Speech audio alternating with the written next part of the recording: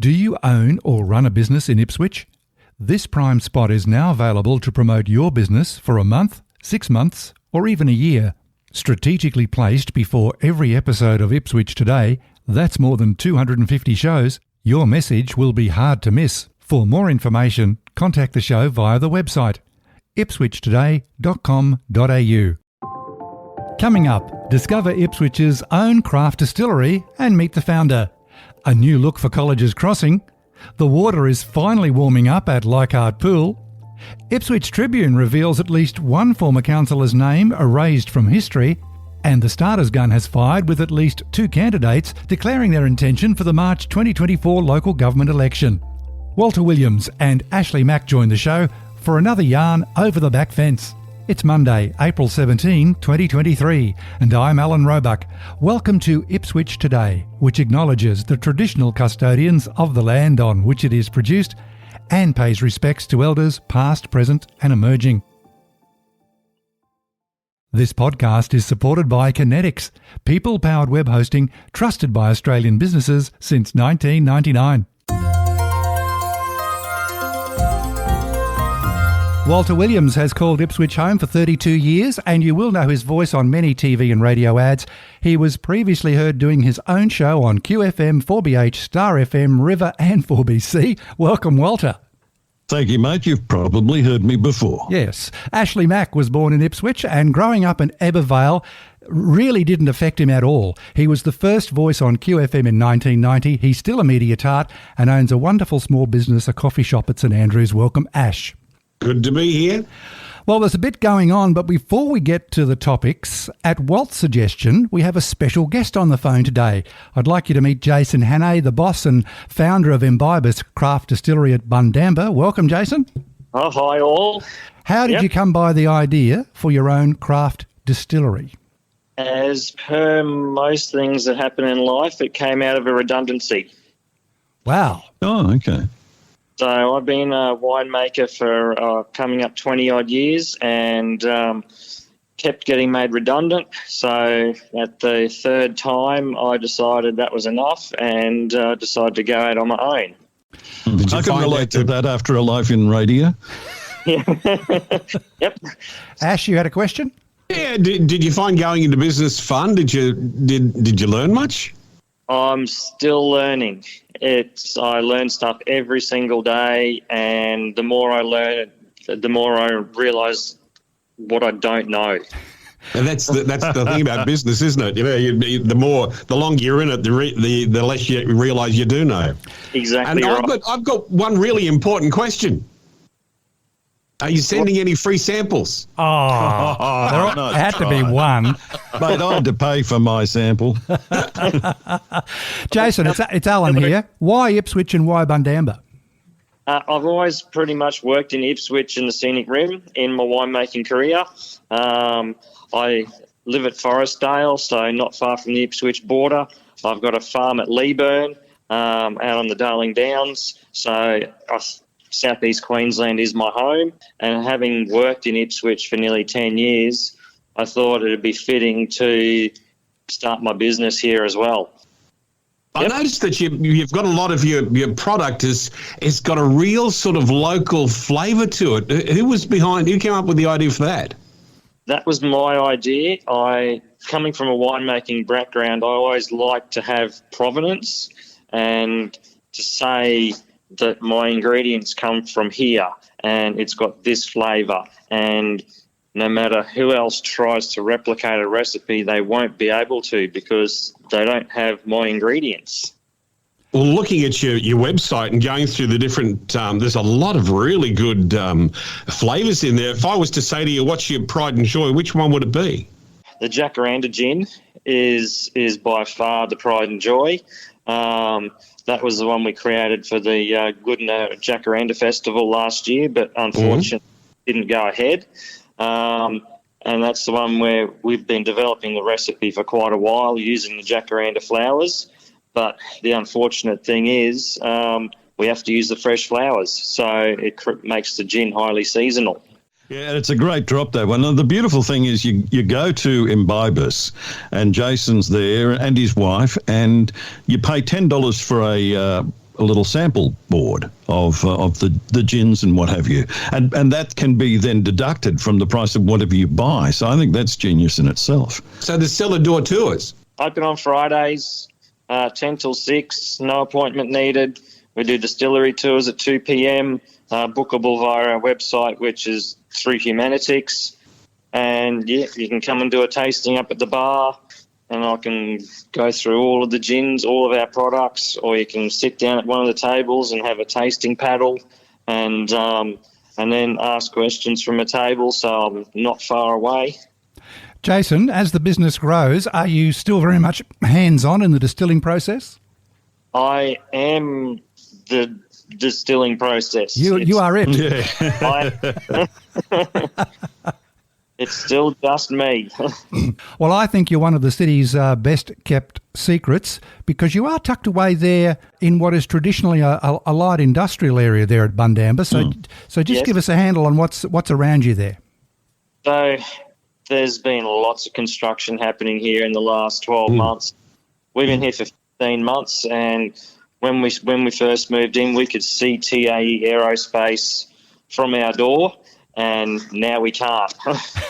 Wow. I grew up just across the road there, opposite the old Glideway service station, which is the street that you're the street that you're on is named after the old Glideway service station. You would become. Are you part of our tourist attractions now? Because people go miles to go through cellar door tours, and you should be basically front a new little gold mine in Ipswich, shouldn't you? We're on the map. We're members of ITON, the Ipswich Tourism Operators Network. We just managed to get on the front of the Ipswich Visitors Guide, so that was a big coup for us. So our picture of our cellar door is on the front cover, so you can't miss us.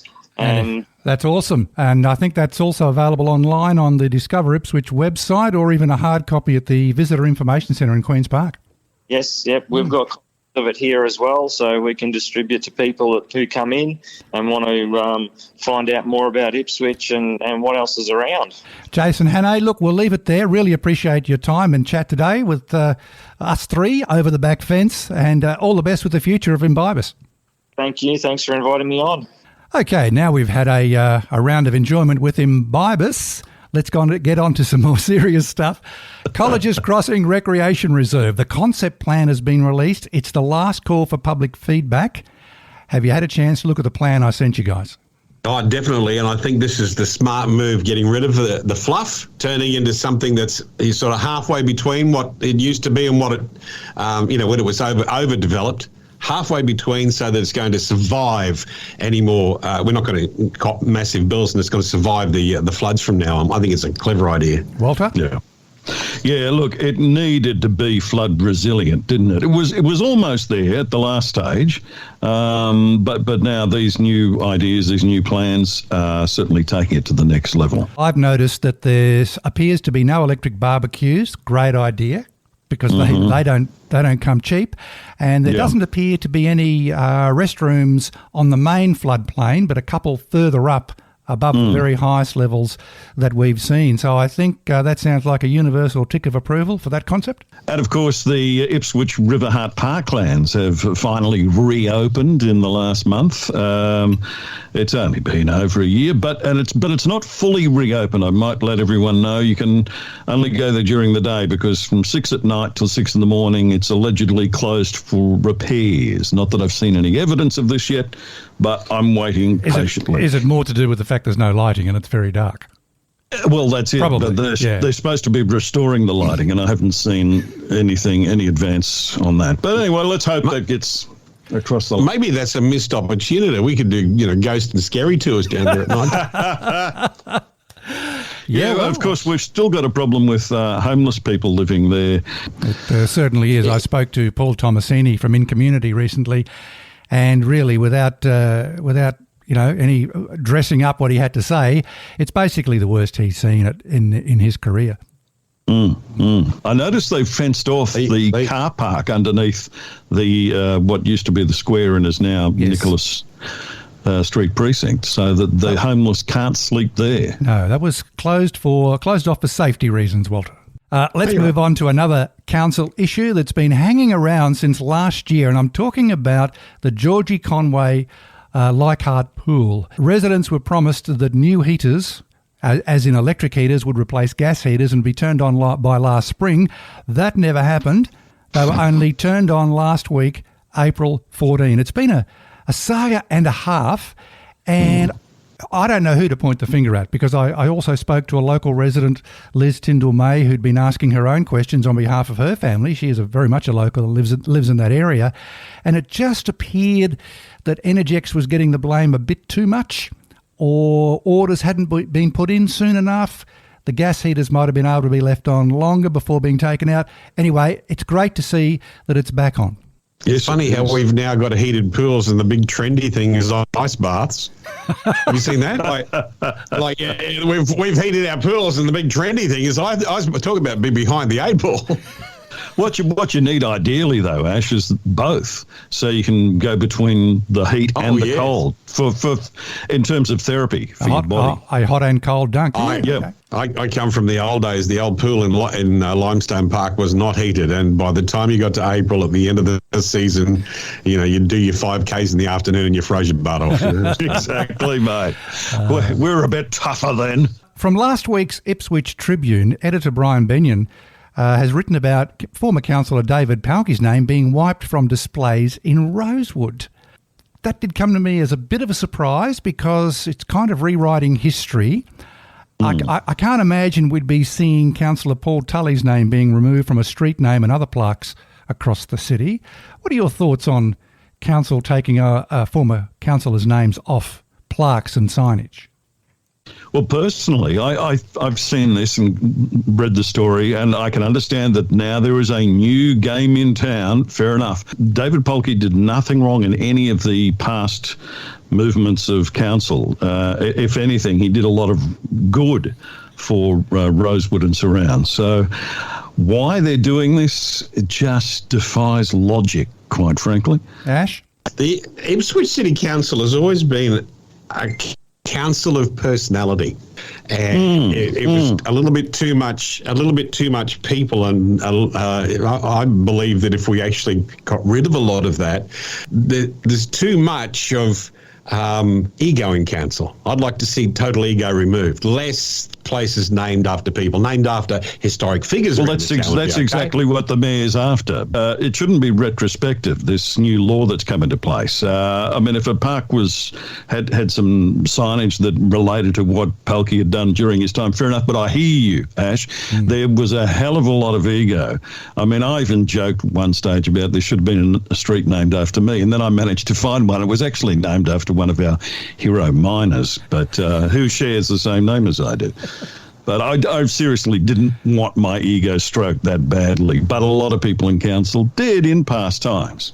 And the policy now, their naming policy is different. But I agree with you, Walter. Should it be retrospective to that degree? I'm sure the residents will have their say in 12 months' time, or just under 12 months' time, because that will be the next council election, March 2024. And already 2 candidates are out the blocks. Last week, David Martin announced he was running for mayor, and a former candidate who ran in Division 1, Pi Augustin, she came fourth, and she only needed to come first or second, but it was a fairly close between third and fourth. She's definitely putting her hand up, judging by her social media presence. Is it too soon to start putting your hand up for next March, Ash? Oh, no. Well, from what I've seen, it seems the game of getting a gig as a councillor in Ipswich is spending most of your time on social media reposting and congratulating people. It raises your profile. Yeah, I suppose it does. But like yesterday, I saw David's thing, and David's a nice guy. Don't get me wrong, but I said to him on the thing, okay, tell me why you want to be the mayor. And I've actually got his quote here. What was the question?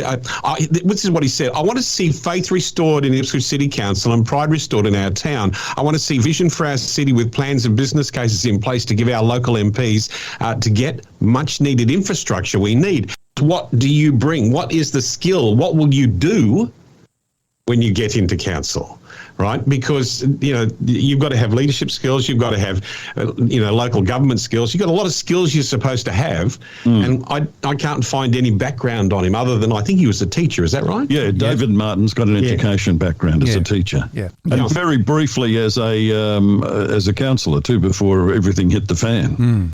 And as I say, Augustine is very much involved in the local community. So the tip is there. She'll run for Division 1 again.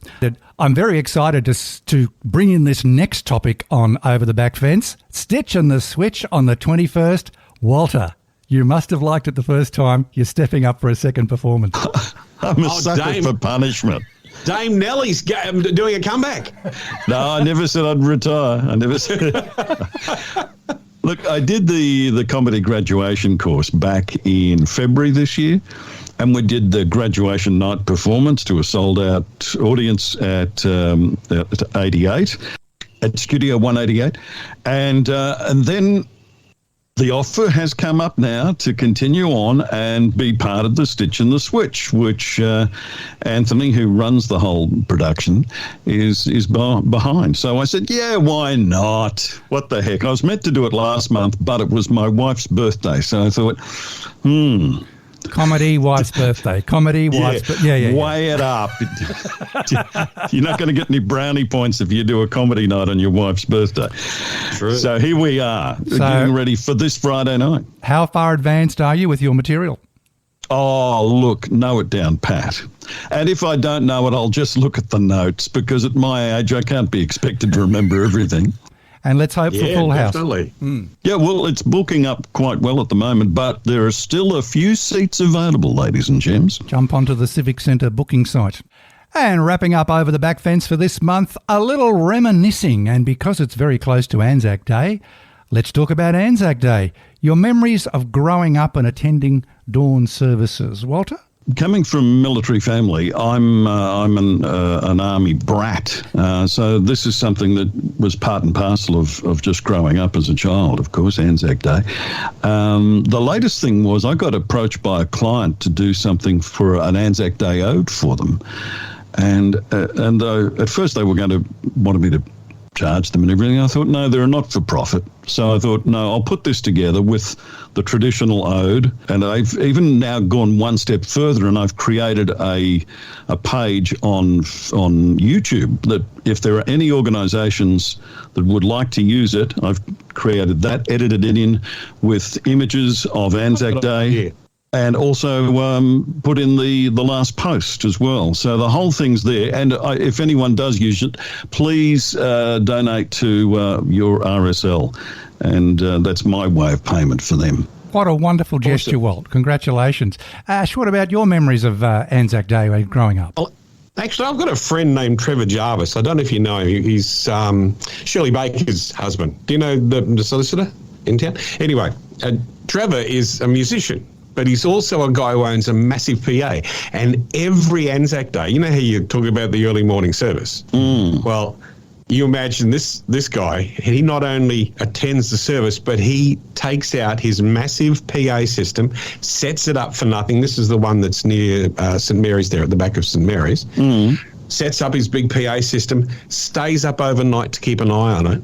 Right, then attends the service and then packs it up and takes it home. He does that all for nothing. Now, I think that's probably one of the nicest things you can do. So, Trevor Jarvis, pat on the back, dude. Yeah, well, it's the volunteers across the city and across Australia and New Zealand that certainly keep it going. My earliest memories would actually be primary school, year 6 or 7, and I think we had a dawn service at the school. So that was really unusual, like getting to school in the dark.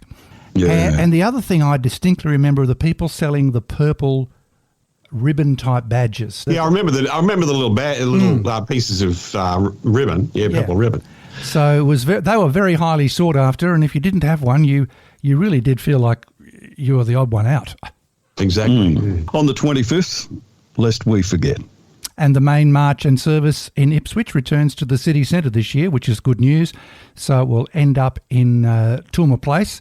But I think, without counting, Ipswich has more suburban services per suburb than most cities I know.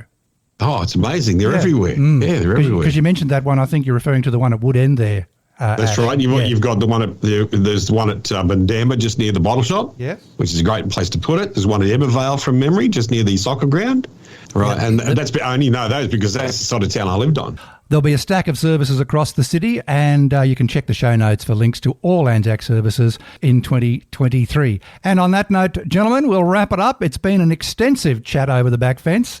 Thank you for joining the show. Thank you. Namaste. And that's it for this episode. Don't forget to look for handy links in the show notes. Ipswich Today is supported by Kinetics, people-powered web hosting trusted by Australian businesses since 1999. This podcast is also listener-supported. Please make a once-only gift or regular donation to help keep it online.